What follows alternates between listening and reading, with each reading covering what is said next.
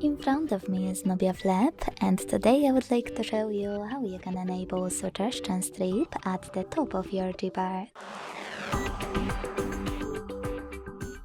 Begin by launching settings and scrolling all the way down to click on System. Then Languages and Input,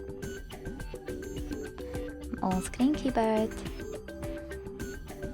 and Gboard.